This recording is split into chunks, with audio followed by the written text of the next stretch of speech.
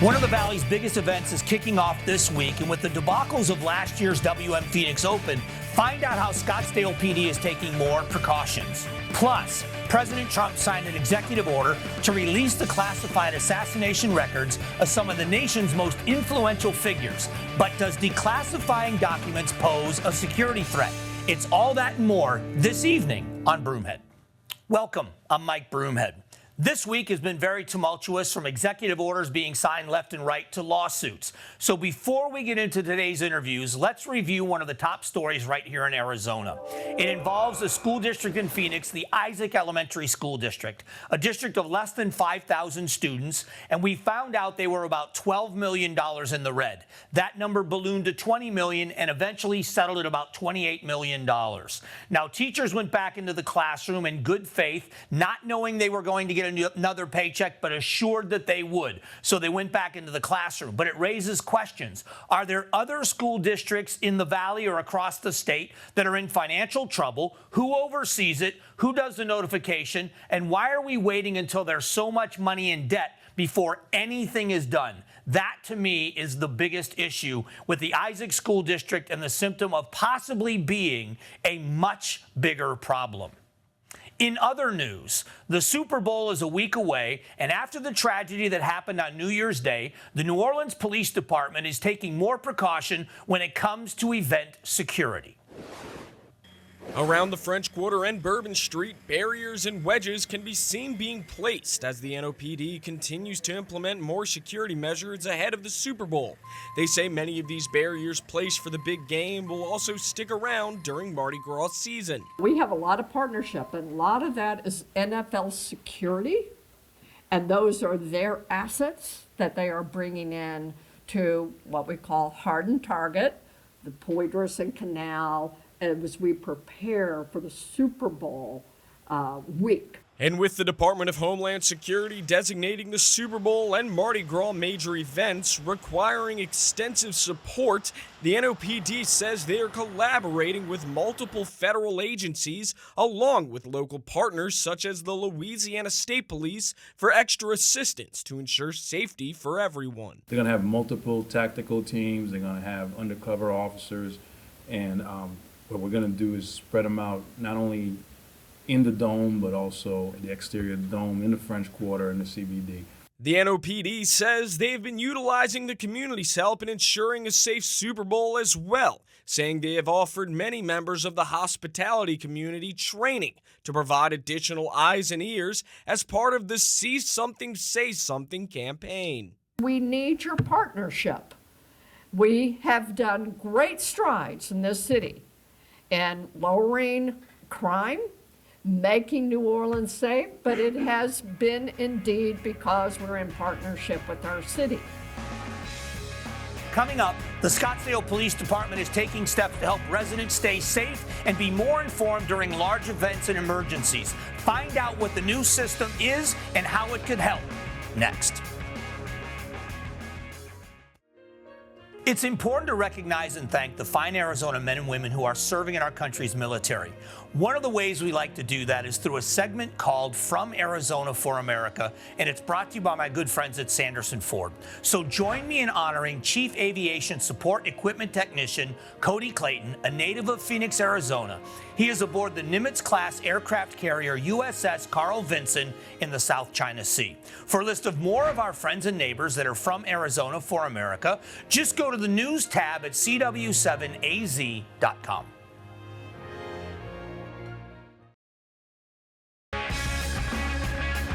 All right, welcome back. This is where technology meets policing. Joining us now is PIO from Scottsdale PD, Allison Sempsis. Thanks for doing this. Thank you for having me here.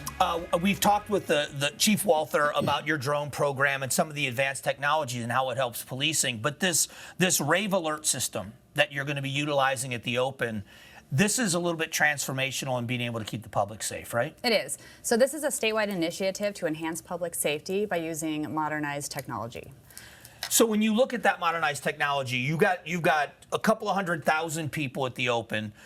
We learned with the weather and things last year, the potential for things to go sideways, and if it does with a large crowd like that, how does this system help? So this system You can text the number to get alerts, and what it does is it sends you any urgent alerts for weather or missing children, missing people, or any barricade situation, or, God forbid, if that major event happens that we need to get everybody out, it'll tell them where to go, what to do, and give specific, clear guidance. Because the big question when something critical happens, I don't want to just say bad, but when something happens, is where do we go, what do we do? Are we walking toward the danger, are we walking away from it? And this system helps you advise people of exactly what's happening and where to go. Right, so we've been planning this since the Open was over last year. So we know all the exit strategies of what we want and how we want this to go.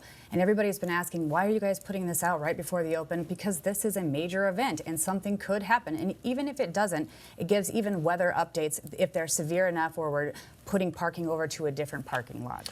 Well, and you look at the events, Barrett Jackson, I'm talking to you like I'm telling you something you don't know, but Barrett Jackson and spring training and all the other big events that happen, having the ability for people at the event to be on the same page has got to be critical to keep you safe as well. Absolutely. As officers. Yep, absolutely. So it alerts our officers if they're not hearing their radio for some reason or they don't know what's going on. That simple text message is going to alert them to what's going on and where they can go and what to do. And this is just enhancing our safety for our community and getting messages out there. So the prototype, is Scottsdale the first to utilize this? Is this kind of what the rest of the state will be using? And you're kind of the test for it? How is it? No, actually, other agencies have already been using this. It's a statewide initiative. So the Arizona Department of Administration 911 has put this out. They've paid for it. So what happens is you can go to smart911.com and sign up, and that is to get alerts if you're in the city of Scottsdale, not even a major event. So it's pretty simple. It leads you step by step. You put your address in there, and if an event or a missing child, barricade situation, they will put a geofence around your address in that community and send you information of urgent updates. Yeah, and it's funny you say that because there have been a couple of incidents since I've been on the radio and television where there have been barricade situations, one of them in Scottsdale that started in Phoenix and moved into Scottsdale, and then everybody was curious as to what was happening and what they should do, and this would notify those neighborhoods, stay in your house, don't come near this area. Right, and it'll tell you exactly what's going on so you don't have to wonder. It'll tell you what to do and if there's a resolution to it, if we put one out there. So when we have people that we always check our social media, but let's be honest, Scottsdale PD has like 2 followers. Yeah. So this will be helpful for us to get the message out to the community when something needs to be said. And when you mentioned missing children, it's kind of like the next level of an Amber Alert. It's not just it is specific notifications in an area. So what we can do is if we say we get a missing person with Alzheimer's and they have been last seen at this time in this area wearing a certain description, this can send it out to everybody who's registered within that area saying, hey, be on the lookout for this person, call 911 if you see them. So it's an amazing thing for the community to have for any type of situation, whether severe weather or anything like that. And will it give them instructions? Let's say it is that missing person that says, if you see this person, will it give them instructions where to call you and let you know if it's happening? Absolutely. And it'll be very clear and concise, and we can put any information. We can type in whatever we want the community to be aware of what's happening around them. So for the text for the WMPO or Barrett Jackson or any of the major events that we have going on, that is a simple text message that will send them updates if they sign up for it through the text message. For the Smart 911, still part of the RAVE system, if they sign up, they can get it 3 different ways. It can be voicemail, a phone call, a text message, or an email, and they can choose which one or all 3 of them.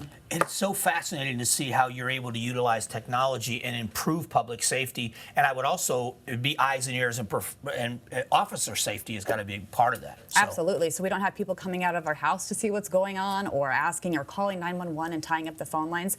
This just makes everybody have clear, concise communication. Appreciate the time. It's great to meet you. Thank you. Nice to meet you too. All right, we'll be back. There are so many incredible nonprofits here in Arizona, and one of them is making it their mission to help survivors of domestic violence and human trafficking. Find out who they are and how they help after the break.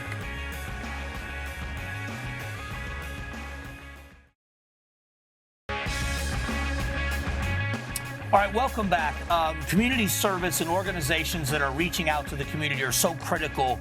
Joining us now is Kate Thone, the interim CEO of the New Life Center, and reading about your organization and what you do. I'm so excited to hear more about how you're helping in this community. Can you explain what New Life Center does?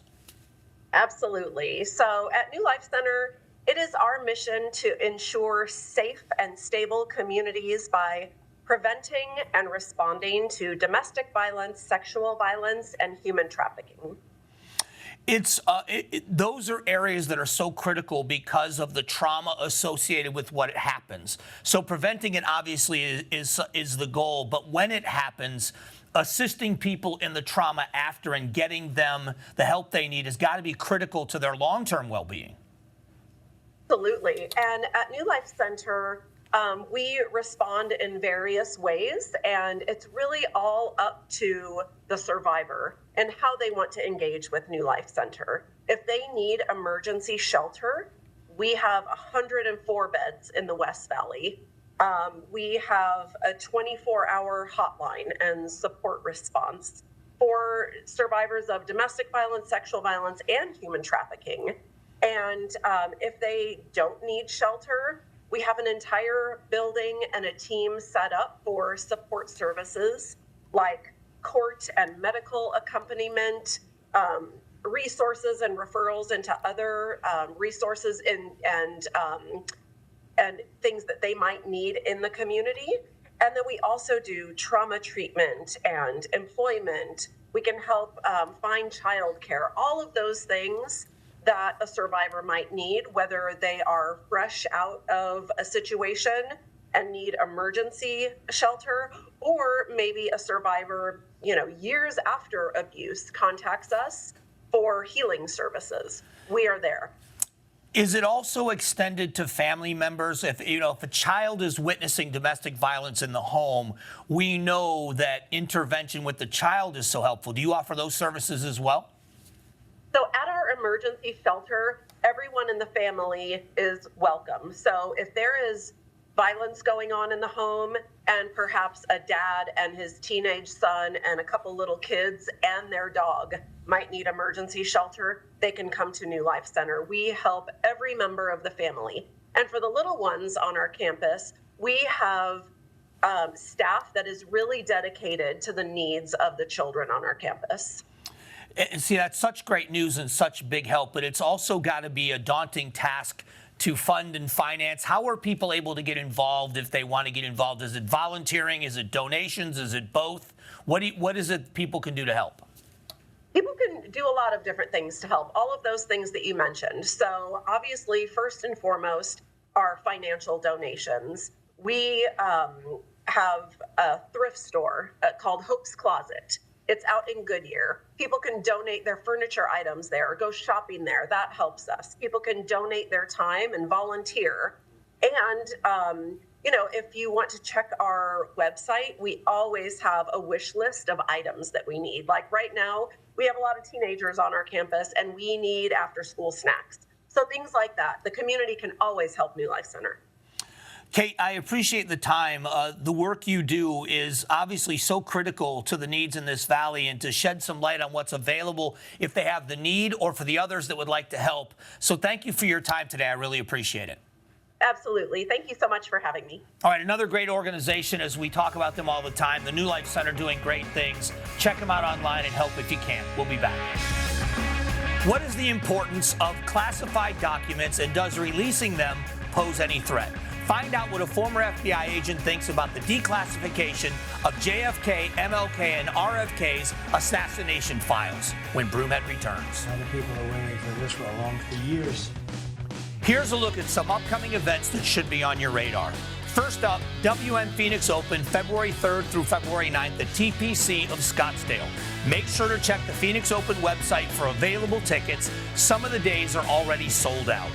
Then it's the 37th annual Arizona Renaissance Festival. It kicked off this weekend and will continue until March 30th. The festival is only open on Saturdays and Sundays and will take place at the Arizona Renaissance Festival grounds in Gold Canyon, Arizona.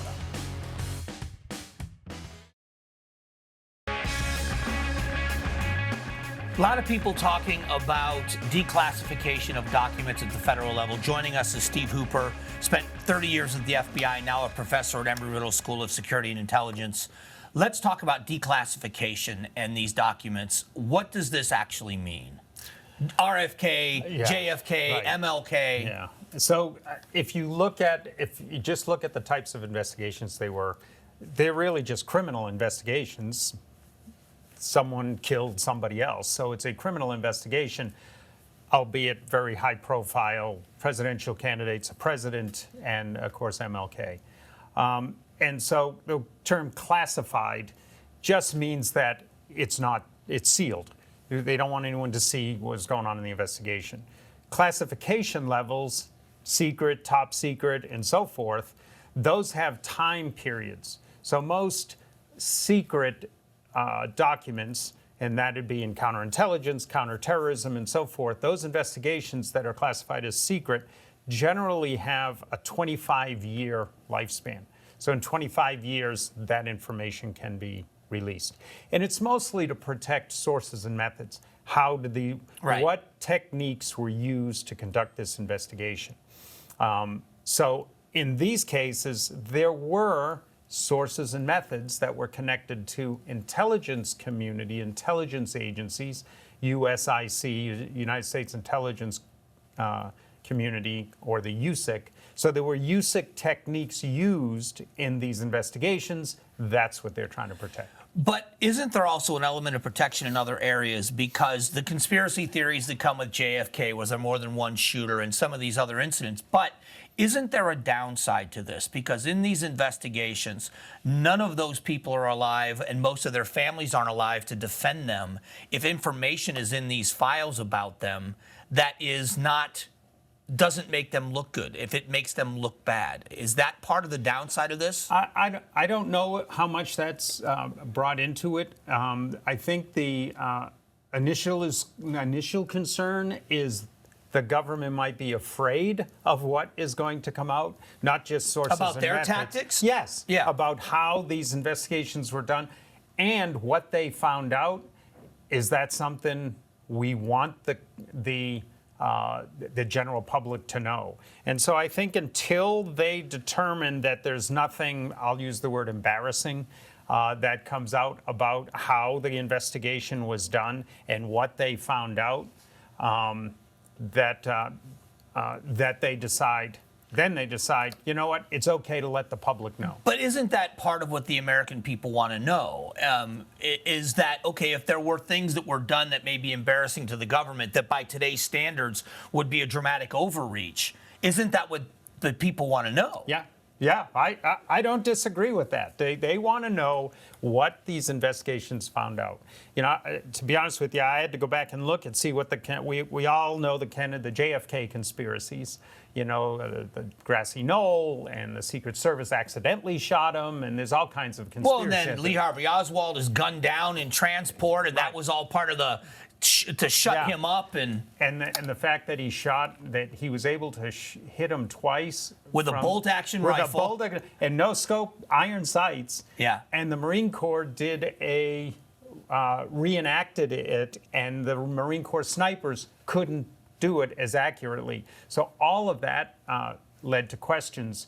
And so I think they wanted to make sure, I think the government wanted to make sure that their investigation showed exactly what they had put out there. Because if Lee Harvey Oswald is the shooter, and that's what the government determined, the last thing they want is to open more questions then by putting. Yeah, that's right. It's him. We're good. You know. So, last question. We got less than a minute. Do you believe that there will be the release of these documents? Do you think this is coming? Yeah, I do. I think that the current president, President Trump, this is one of his priorities, and he wants that out there. And you know, again, the conspiracy theories with the other two assassinations. You know, there were more shots fired than the gun that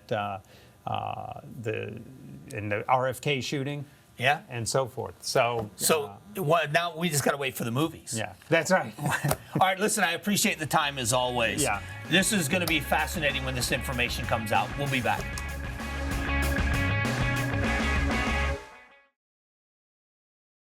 Thank you to all the guests who joined us on today's show. If you missed any of the interviews or you'd like to rewatch them, head over to cw7az.com/Broomhead to find out more information.